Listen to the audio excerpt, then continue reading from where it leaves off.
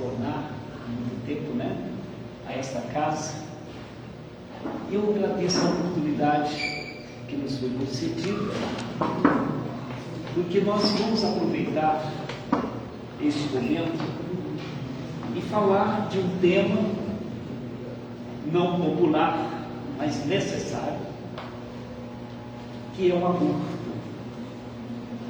Estamos em vias de fazer o lançamento desta obra que nós psicografamos, A Vida que Está em Nossas Mãos. É um tratado, é uma viagem de esclarecimentos a respeito da questão do aborto, onde a autora teve a preocupação de não trazer uma obra para questionar pontos de vistas. Nós sabemos, nós estamos vivendo, o mundo está vivendo, e todos nós estamos ouvindo notícias de nações que legalizam o aborto, e etc, etc. Isto tem sido uma preocupação do plano espiritual. Não a questão da lei ou sem lei, aprovada ou não aprovada. A questão do aborto, ela é uma escolha individual. Não é a lei que obriga e nem que faz. É uma questão individual. Então, a nossa objetivo, a nossa função não é discutir pontos de vista. E cada um tem o seu. Mas a proposta da espiritualidade é mostrar a realidade espiritual diante das leis divinas. Certa feita, nós fomos indagados com relação por que a lei divina é tão severa com o aborto, com o homicídio, com o suicídio. E a resposta, eu busquei essa resposta junto à espiritualidade, e foram simples em responder. A resposta por si só já nos dá uma certeza ou um esclarecimento do porquê. Somos espíritas. Basta lembrarmos qual o objetivo pelo qual o planeta Terra foi criado. O planeta Terra, como nós sabemos, ele foi criado, o plano superior da divindade escalou, convidou Jesus para coordenar um planeta escola para espíritos em estágio primário de evolução.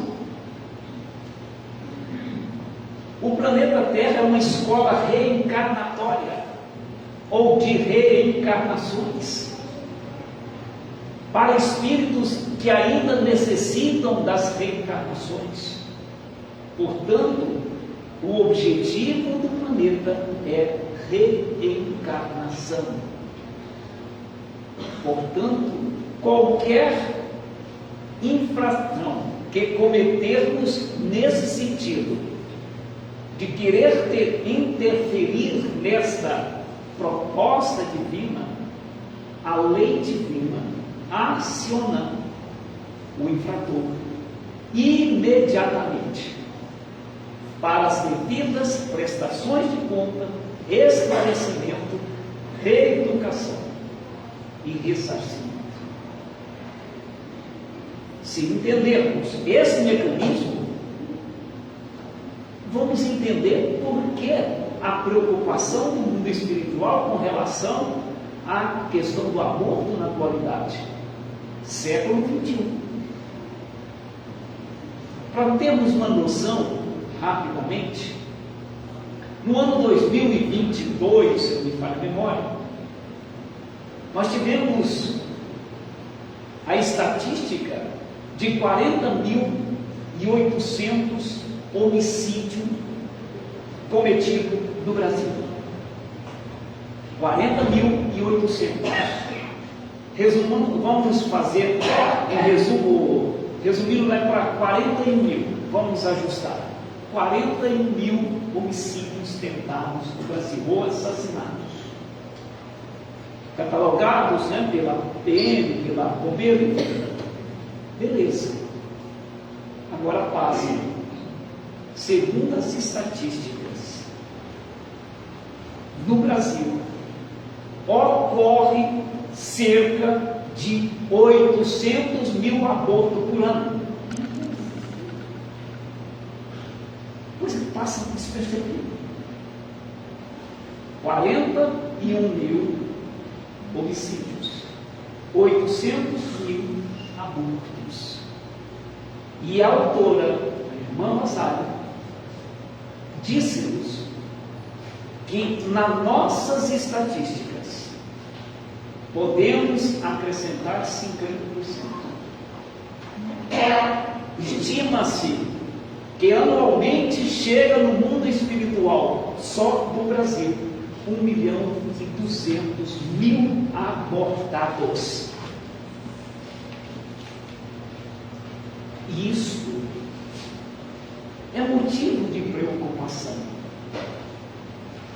Por que é motivo de preocupação? Porque a reencarnação é uma necessidade de nós outros. Haverá um dia em que nós atingiremos um patamar de conhecimento, de evolução, de virtudes, do qual não precisaremos mais reencarnar em corpos pesados. Daí para frente vamos trabalhar como espíritos, gestores de comunidades, quem sabe de planetas. Portanto, diante dessas estatísticas, ela então faz uma viagem em todo esse processo que envolve a reencarnação, envolve a gravidez, em tudo que envolve as questões da sexualidade humana, a necessidade que temos da autoeducação dessa energia tão poderosa. Então é um trabalho extraordinário. Quem prefaciou esta obra, que nós tivemos a alegria e a emoção, Jerônimo Mendonça, o Espírito, aqui, né? O Montal, quem conheceu o Jerônimo. O Jerônimo foi convidado por ela a prefaciar. E ela pediu a ele que narrasse a sua história de superação, para despertarmos, segundo a palavra dela, Jerônimo, precisamos despertar os cristãos adormecidos, porque o aborto está aí. E o que nós, religiosos, temos feito para esclarecer? Não é combater, porque o aborto é uma questão de escolha, e muitas vezes a escolha é por não compreender a imortalidade da alma, por não compreender as razões das reencarnações, o que envolve a reencarnação. Quantos de nós, quantos de vocês, eu estou há 37 anos no movimento espírita, eu posso contar nos dedos, nesses 37 anos de trabalho, tanto ouvindo como falando, quantas palestras eu ouvi sobre aborto? Quantas? Vocês me perguntaram. Eu acho que uma mão seria muito. Então isto esse livro é um subsídio para nós que temos medo de conversar, medo de expor o nosso ponto de vista. Não, o ponto de vista espiritual, cada um tem o seu. Vamos analisar. Qual é a dificuldade do ser humano com relação ao aborto? E muitos até defendem o aborto como uma saúde pública. Tem direito, todo mundo tem o direito livre-arbítrio de pensar, de agir. Segundo ela, o livre-arbítrio é respeitado e deve ser respeitado. Mas o livre-arbítrio não lhe dá ou não nos dá o direito de arbitrar sobre a vida. Sobre tudo, menos a vida. E quando começa a vida? Esse é o grande desafio. A própria ciência ainda não achou um denominador comum. Quando é que começa a reencarnação? A vida. Para alguns a vida, alguns meses, para outros a vida só é considerada vida humana quando nasce o bebê. Para outros a gestação é apenas um amontoado de células. E quando começa? E ela então retrata o que a doutrina espírita veio nos falar desde a sua elaboração. A vida, a reencarnação começa, o espírito é ligado ao corpo que vai se formar na fecundação.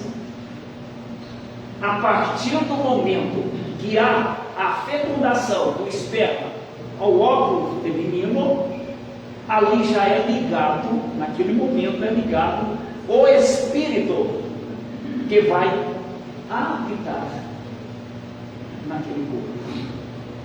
Então, a partir da fecundação, qualquer expulsão voluntária desta célula fecundada, chamada cigoto, é a morte. Esse lado, esse período delicado da fecundação até a descoberta, até a mulher certificar-se de que está grávida, que geralmente é um mês ou muito 2 meses, primeiro ela vai esperar os sintomas, o atraso menstrual, depois ela vai fazer o exame, embora tenha intuições. Mas nesse período dos 15 dias, segundo ela, há muitos abortos. Vamos lá. Como é que funciona? Só para a gente entender o mecanismo, para entender a gravidade, a ótica. A célula fecundada, o óvulo é fecundado, ele vai gastar 7 dias, de 5 a 7 dias, para alcançar, começa com 2 células, para alcançar 170, 172 células, de 5 a 7 dias. É quando ele está pronto para lidar ou alinhar-se no endométrio, cavidade do endométrio uterino. Antes não, vamos prestar atenção, antes não, ele precisa estar com 172 células, mais ou menos, para ser considerado blastocisto, que está pronto para lidar ou alojar-se na cavidade do endométrio uterino. 7 dias. Beleza. Vamos fazer aqui ela traz um conteúdo para a gente analisar sobre uma questão muito polêmica. A pílula do dia seguinte.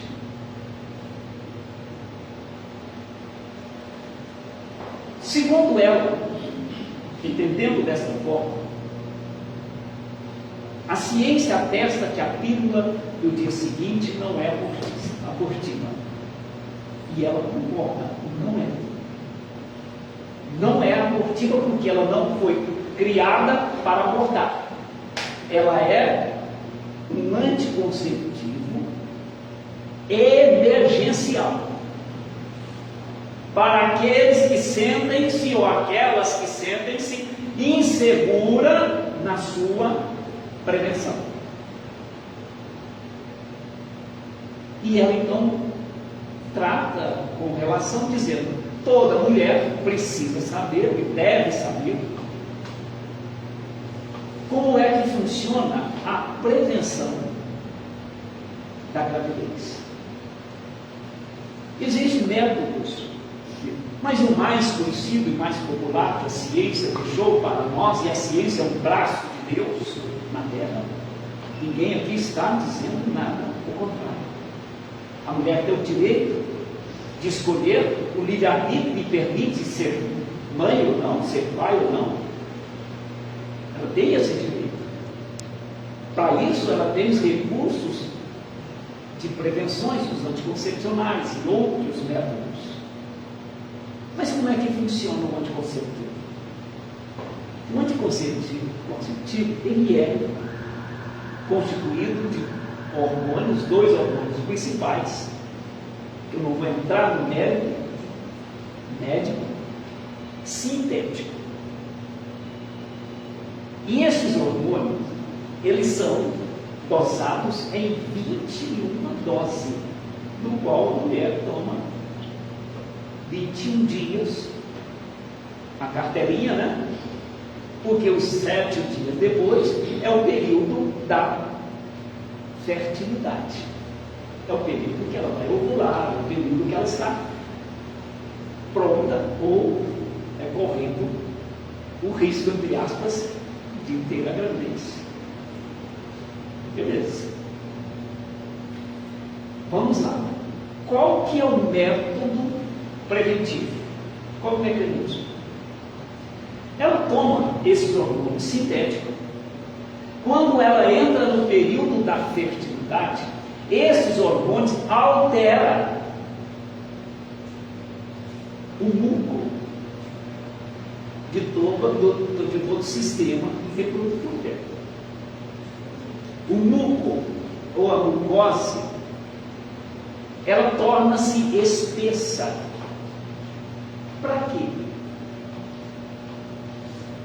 Muitas das vezes, este hormônio também pode atrasar a ovulação ou impedir a ovulação por questões, né, de reações. Mas, em via de regra, é a mucose que torna-se espesso. Porque o espermatozoide, ele tem durabilidade, ele tem uma vida. Segundo a ciência, até 48 horas, ou um pouco mais, dependendo da saúde dele. O óvulo, depois de ovulado, ele também tem 36, 40 horas de vida. Como alterar o espesso, o esperma terá dificuldade de caminhar, de nadar em direção aonde está o óvulo. Se ele não chegar a tempo, não tem fecundação. Não tem fecundação, não tem gravidez. Mecanismo normal, simples. Daí está tudo simples, já vai entender? Beleza. Aí ela vai na pílula do dia seguinte. A pílula do dia seguinte é os mesmos compostos hormonais sintéticos das outras no normal, nos 21, só que numa dose única. Uma dose de 10 vezes mais de uma vez só. Porque ela tem que fazer o efeito emergencial. Emergencial. Vamos então, aí ela faz um trabalho, né? Primeiramente ela diz: olha, nem todas as relações sexuais vão culminar numa fecundação. Primeiro nós precisamos entender, ela coloca bem, estou resumindo. Primeiro precisamos entender que a gravidez não está subordinada somente à fecundação, porque tem fecundação que pode não ter espírito designado para aquela provacional. Mas, em via de regra, a gravidez está subordinada à permissão divina, porque não existe gravidez acidentais. Todas elas têm o acompanhamento divino. Tem a permissão divina. Não importa os meios, aí ela trabalha com os meios. O caminho pode ser dos mais adversos, mas toda gravidez tem a permissão divina, o acompanhamento divino, mesmo as por estupro. E ela fala a respeito dessa questão. É um estudo. É um trabalho profundo. Vamos lá. Imaginemos que uma criatura, um casal, mantém estar fértil. Ela está fértil, ovulou, né? Pronta. Ela mantém uma relação às 10 horas da noite, 22 horas. Vamos imaginar que a programação está beleza. Esse esperma consegue chegar lá para as 3 horas da manhã. A espiritualidade está aguardando para ajudar. Ela está dormindo, adormeceu ela, parceiro, etc, etc. Fez a ligação. A partir daquela ligação,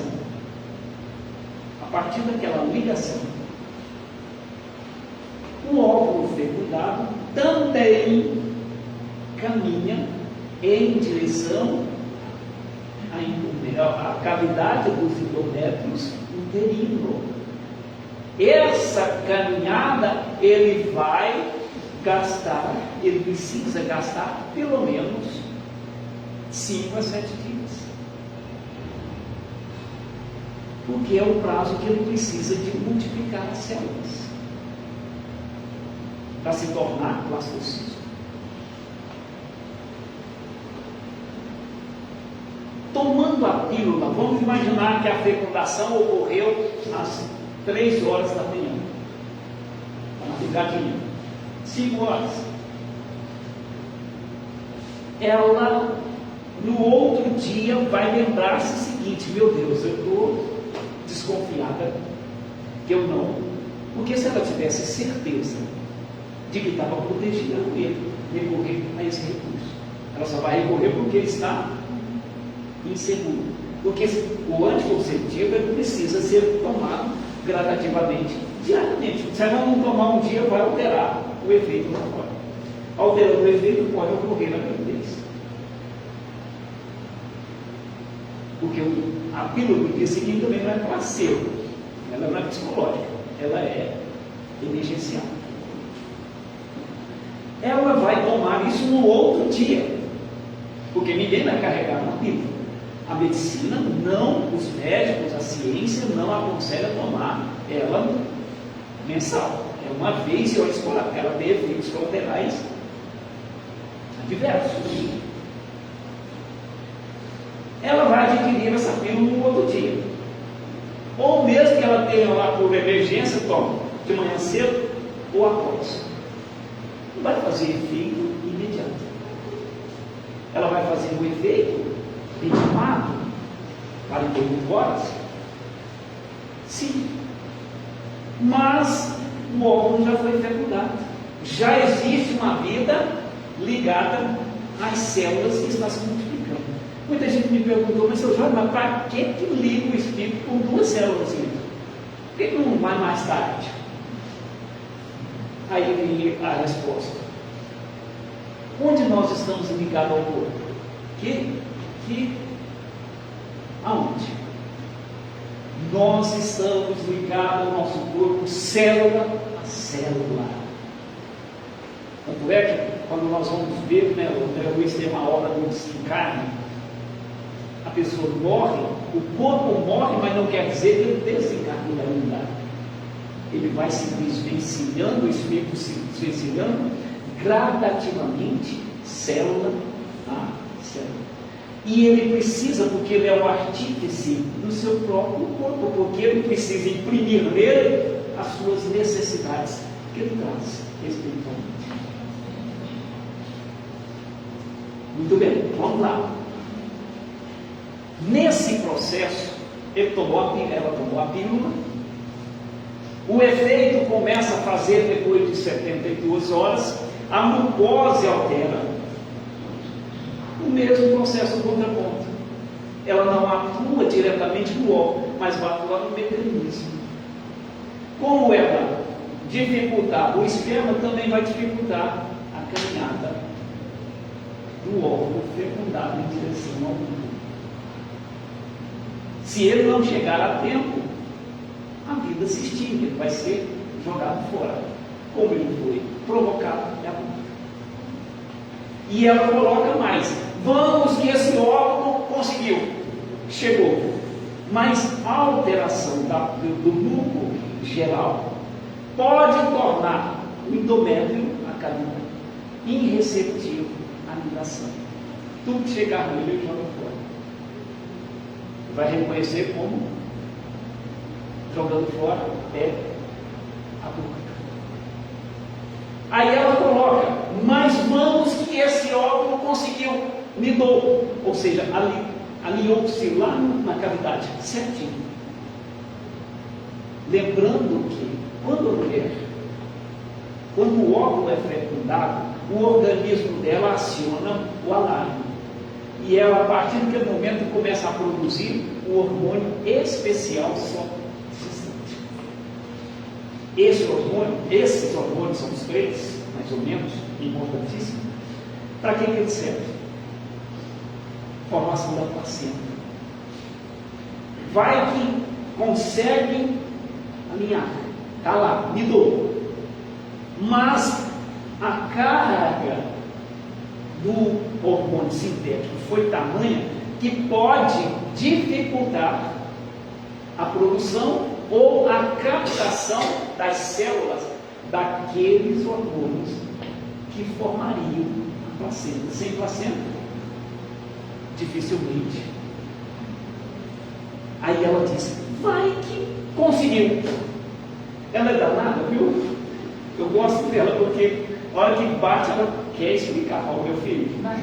Vai que vai frente. Você precisa falar dela, o que é? Irmã Rosália. Irmã. Daqui a pouco eu falo sobre ela. Beleza. Aí ela diz: vai que deu certinho, formou até a placenta, mas devido à carga hormonal, os efeitos colaterais, vai alterar a produção de outras enzimas e hormônios, pode ocorrer naquele princípio uma malformação fetal. E essa malformação pode, lá pelos meses seguintes, ser ou impedir que a vida prossiga. E vai haver um aborto natural, até buscado pela medicina. Diz que é natural, ela disse não. Se houve uma causa intencional, é considerado aborto, crime. Olha, gente, e ela diz: olha, nesse período dos 30 dias da gravidez é o período mais delicado. Tanto é que tem aborto até pela rejeição da mãe. Ela imprime uma rejeição tamanha que ela própria expulsa. Mas eu não vou entrar nessa questão. Estou falando da mulher, né, gente? E os homens estão tudo aqui de boa. Ela fala: ó, filho, a responsabilidade do crime é do homem, sabe? A mulher não faz sozinha. Inclusive, ela diz: a responsabilidade da proteção é do homem também. Aquele que não quiser ser pai, que não achar que está maduro para ser pai, que se previne. Acabou de fingir que é, por exemplo, fingir de boca. Engravidou. os problemas, se houver a gravidez, se houver o aborto, se houver a criança que vai ficar sem o pai, e etc, etc, a responsabilidade da queda é do homem. E as penalidades da lei é severa, cada um na sua. Beleza, gente? Então, esse trabalho, quem é a irmã Rosália? Bom, primeiro eu vou falar, nós iniciamos a nossa vida mediúnica no ano de 1987, aqui no Centro Espírita União Cristã Allan Kardec, no Curitiba, pertinho aqui, né? Trabalhei com o seu Gilson, Deus esteve aqui também com vocês, né? Jesus Machado. Beleza. A mediunidade eu sempre a tive, desde criança, mas devido a uma série de fatores, eu fui entrar no movimento espírita aos 30 anos de idade. No primeiro trabalho que eu participei, que lá tinha um estudo da mediunidade, 15 minutos de vibrações ao suicida, coisa que nós fazemos até hoje. E me chamaram lá, Jorge, eu vou participar, tem 15 minutos de vibrações impressas, ou seja, eu não era nem médium, eu não trabalhava nem na mesa mediúnica. Porém, quando iniciou o estudo, 15 minutos, eu dei 5 passividades psicofônicas a 5 espíritos suicidas. Falei que eu ia largar, porque eu não dei conta, eu não dava conta. Aí me aconselharam, né? Não, vamos, você vai conseguir. Então, foi 5, 4, 3, até eu conseguir dominar.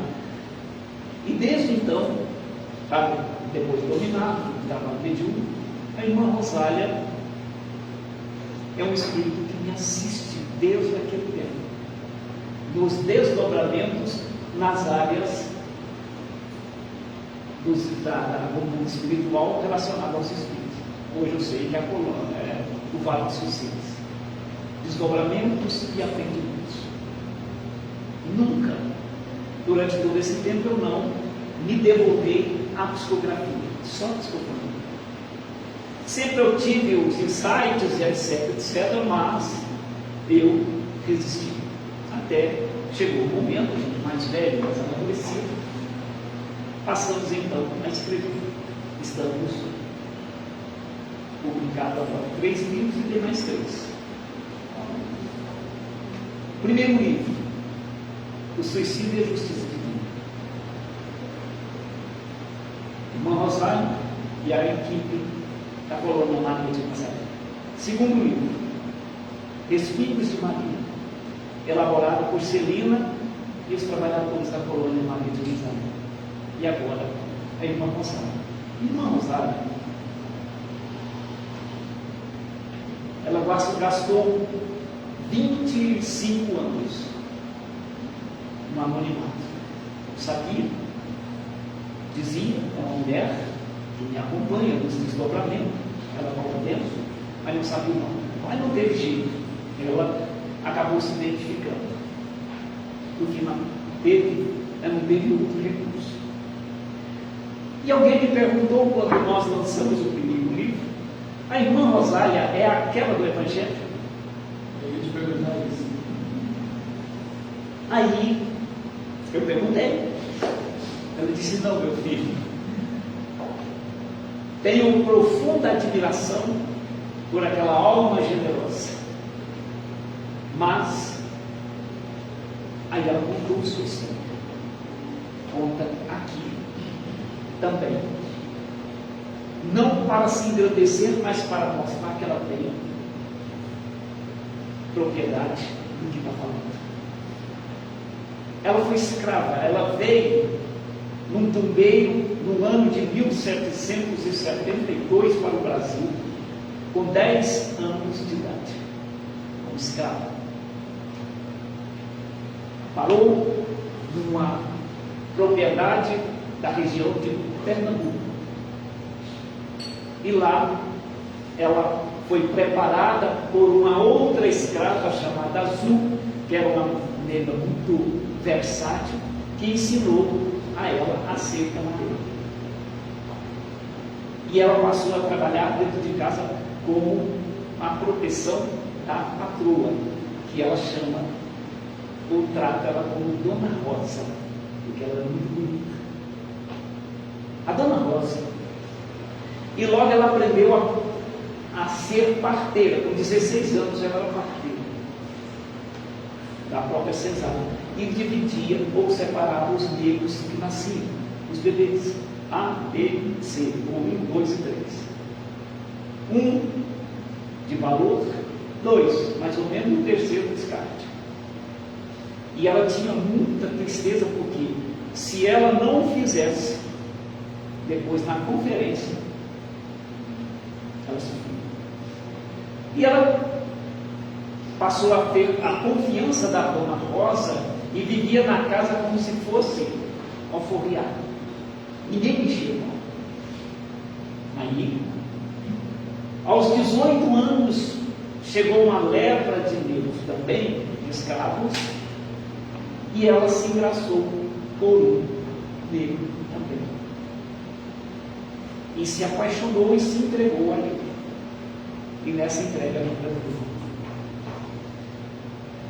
Não sabia. Quando ela descobriu, através de outra negra que fazia remédios, disse: ela está grávida. Assim a Rosa sentiu-se traída. Pediu o barão para puni-la. O barão deu carta branca. E a primeira coisa que ela fez foi castrar o negro em público na cesárea. A segunda coisa foi fazer o aborto dela a público. E ela foi trancafiada no umbigo, amarrada com as mãos e em pé. Somente a chamada amiga negra Ácio ia levar comida para ela e soltar ela de tarde para ela limpar as necessidades que ela fazia amarrada. Não bastasse isso, a patroa resolveu mandar soltar ela, preparar ela, levar para um outro local, e ela passou a ser repasto para o treino de futuros galantes.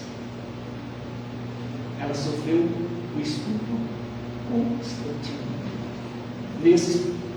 Nessa vida, ela engravidou pela primeira vez, fizeram um aborto.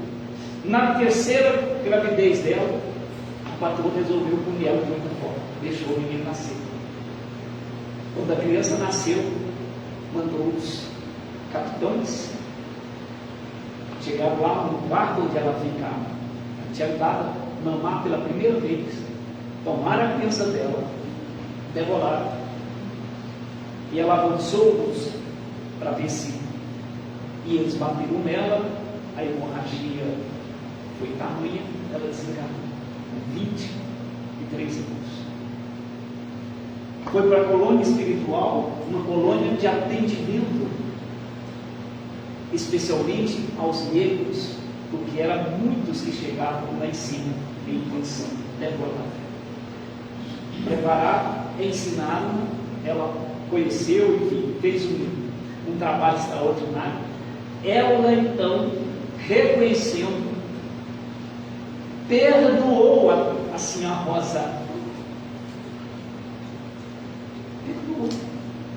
E passou então a trabalhar, recebendo nessa colônia as negras, as escravas, que passavam por este momento difícil. E tanto quanto os escravos que chegavam lá em condições deploráveis. No ano de 1888, na declaração da Lei Áurea, ela estava no mundo espiritual nessa colônia. Já estava consciente de que seria chamada para reencarnar. A Mãe Santíssima soube do trabalho dela, mandou Celina convidá-la para trabalhar na colônia Maria de Nazaré. E desde 1882 ela trabalha acolhendo mulheres suicidas e todo tipo de estudo. E ultimamente, segundo ela foi designada para um departamento promovido pela Colônia Maria de Nazaré de recebimento de espíritos abortados, porque nem todos esses espíritos abortados, ao serem abortados, voltam à condição de adulto que era. Ela disse: é muito triste.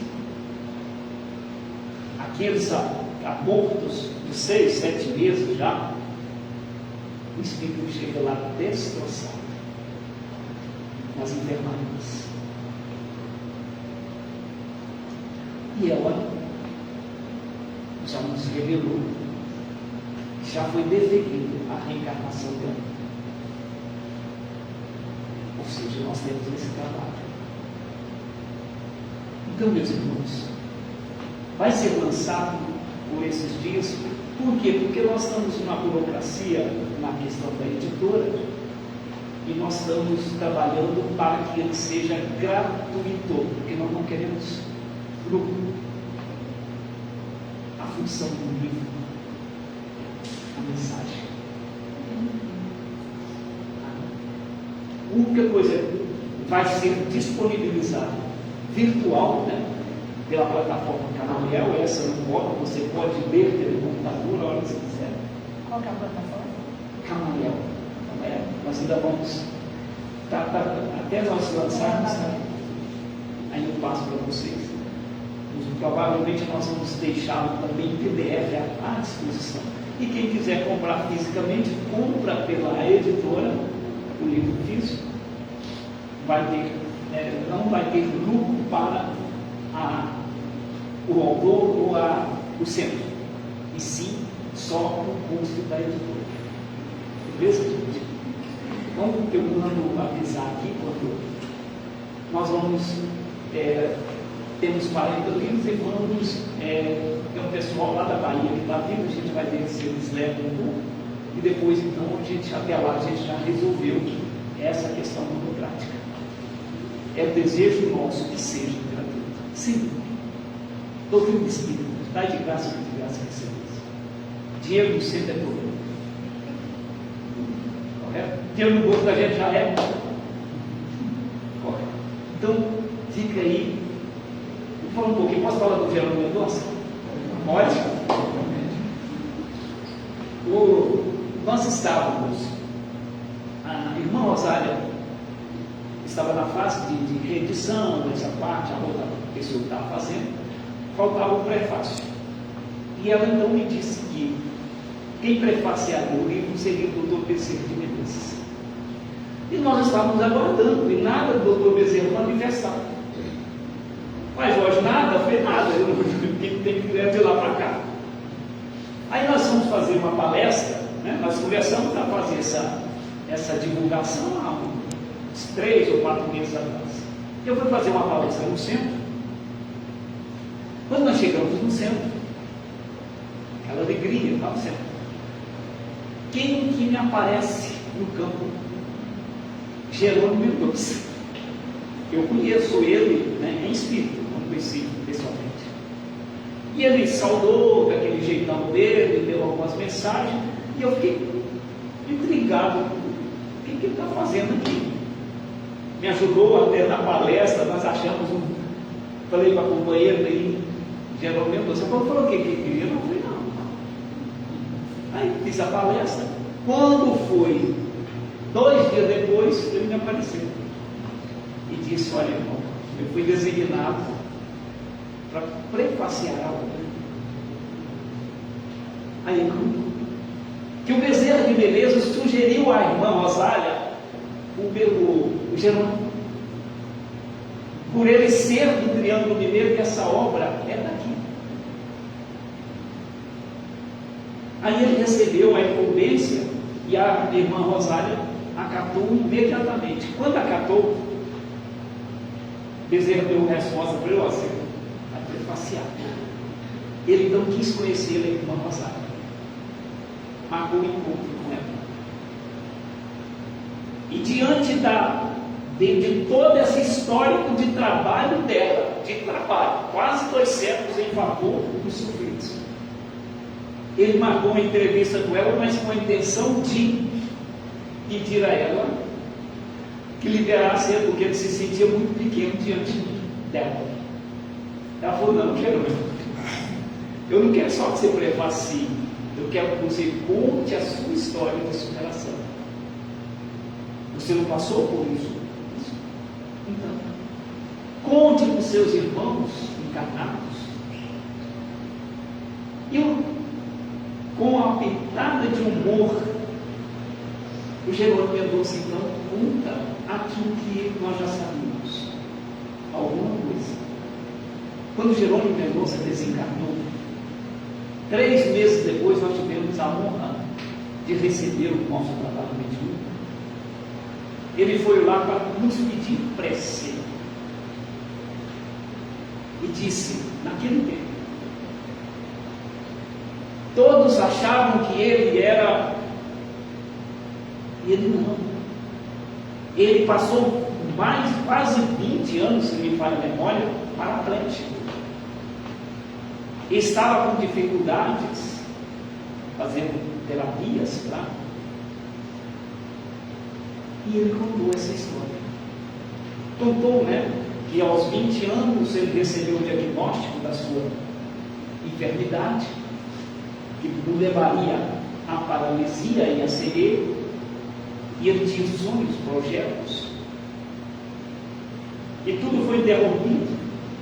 E gradativamente ele era religioso, ele disse que não faltou religião, porque ele era um presbitério, depois conheceu a doutrina espírita, e a doutrina espírita deu uma força para ele, e ele disse: cada dia que passava, eu via a minha paralisia, me algemava a minha liberdade.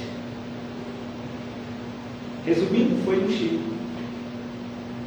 Tempos atrás, aí uma das coisas que incomodava ele era as pessoas visitarem ter dó dele. Falava que me doía, porque as pessoas, muitos iam lá, mas era uma curiosidade. Quando me chamavam de gigante deitado, só eu sabia. Gigante caído. E ele disse: foi o Chico, depois de mim. E o Chico disse para ele: ô Jerônimo, eu nunca te vi tão bonito como você está. Belo, cheio de luz. Ele falou: Chico, brinca comigo. O Chico falou: não, Jerônimo, você está com o brilho de Jesus no coração. Ele despencou a chorar. E o Chico disse: Jerônimo, você quer que as pessoas não tenham dó de você? Sorria para elas, mostre que os problemas delas são menores do que o seu. Um sorriso alivia as dores da alma. E foi aí que ele escolheu então a linha da palestra de colocar o ponto de humor. Aí, segundo ele, estou falando em geral assim, segundo ele fazia as palestras, a dificuldade dele, e ele fez um bocado de palestra, mas doido para o Chico dar opinião. E chegou um momento que o Chico viu a palestra dele, e ele queria uma opinião do Chico. Aí ele foi lá: Chico, eu ouvi sua palestra, Jerônimo. Ele falou: e aí, Chico, o que você achou? O Chico disse: não exagera, Jerônimo. Não exagera. Ele falou assim: não, mas foi você que me ensinou eu fazer essa palhaçada toda de humor. Ele falou: não estou falando disso.